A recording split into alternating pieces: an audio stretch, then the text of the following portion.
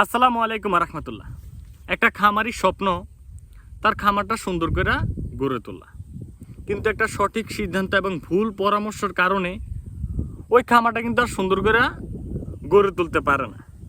তো আজকে আমি এই বিষয়ে আপনাদের সামনে কথা বলবো, যাতে আমরা একজন খামারি ভুল করলে কি হয়েছে ওই ভুলটা থেকে যাতে আমরা হাজারো খামারি শিখতে পারি, কারণ ভুল থেকেই মানুষ শিখতে পারে।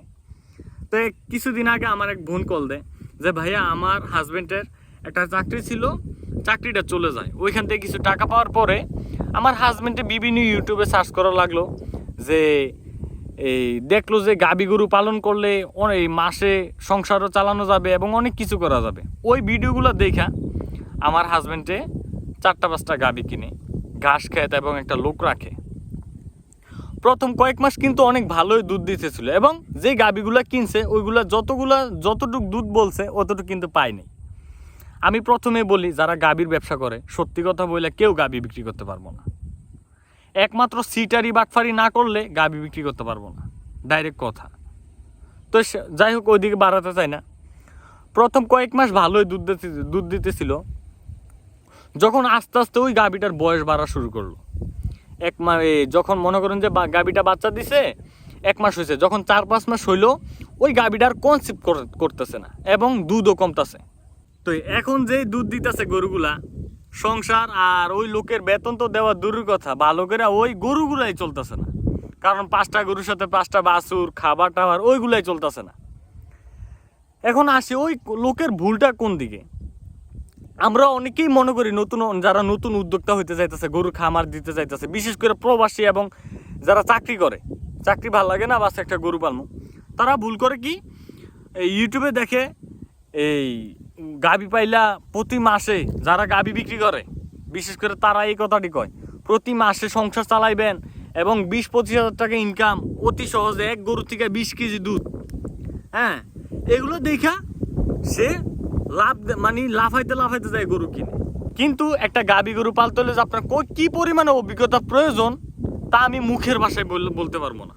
কারণ আপনি একটা গাভী গরুর থেকে দুধ দোহাইতেছেন, তার ভিতর থেকে আপনি ক্যালসিয়াম, ভিটামিন এগুলো বাইর করতেছেন, কিন্তু আপনি যদি পর্যাপ্ত পরিমাণে ওরা ক্যালসিয়াম, ভিটামিন না দেন, তাহলে তো ওই দুধ আস্তে আস্তে কমবো এবং ওই গাভীটা আস্তে আস্তে অসুস্থ হইব, কনসিভ হইব না। এবং একটা কনসিভ হইতে হইলে একটা গাভীর কীভাবে কনসিভ হইব, কখন হিটে আসবো, এগুলো আমরা ইউটিউব থেকে শুধু দেখতেই পারবো, কিন্তু বাস্তবে শিখতে পারবো না। আপনার একটা গাভী গরু যদি খামার দিতে চান, আপনার কমপক্ষে হলে 5টা বছরের খামার অভিজ্ঞতা প্রয়োজন, কিন্তু আমরা এটা অনেকেই করতে পারি না।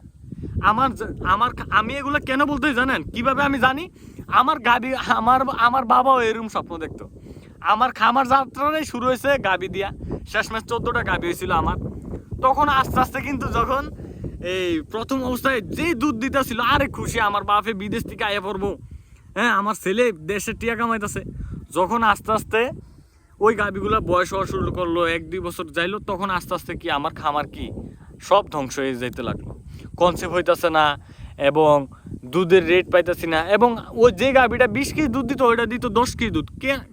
কারণ ওই গাভীর দোষ না, দোষ হলো আমার, কারণ আমি সঠিকভাবে গাভী গরু পালন করতে জানতাম না। তো ওই ভুলগুলো থেকে আমি আজকে শিখছি কিছু, ওই শিখার কারণে আমি আপনাদের সামনে কিছু বলতে পারতেছি।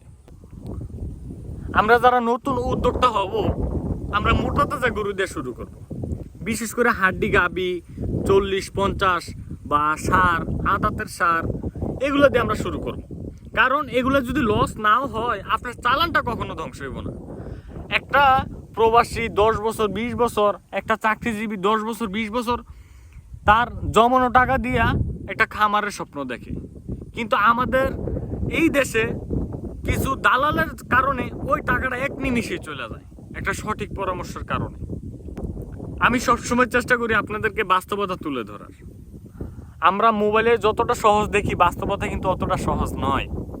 আমি এই কথাগুলো যখন বলছি, এগুলো কিন্তু আমি একদিনই শিখি নাই, একদিনে বলতে পারি নাই। আমার এখানে প্রায় 7-8 বছর পরিশ্রম করতে হয়েছে খামারে, এবং আমি প্রতিনিয়ত কিছু নতুন কিছু শিখার চেষ্টা করছি। অনেক লোক বলে ভাই এটা খাওয়ানো যাবে না, এটা খাওয়ানো যাবে না। আমি যেটা মানা করছে না ওইটা বেশি করে করছি, দেখি আমি ফলাফল পাই কিনা। যেটাই আমি ভালো ফলাফল পাইতেছি সেটাই আমি আপনাদের সামনে তুলে ধরতেছি, যাতে আমার ক্ষুদ্র খামারে, আমার প্রান্তিক খামারে এবং নতুন উদ্যোক্তা তারা যাতে বিলুপ্ত না হয়ে যায়। তো আশা করি আপনারা সবাই ভালো থাকবেন, সুস্থ থাকবেন। আসসালামু আলাইকুম ওয়া রাহমাতুল্লাহি ওয়া বারাকাতুহু।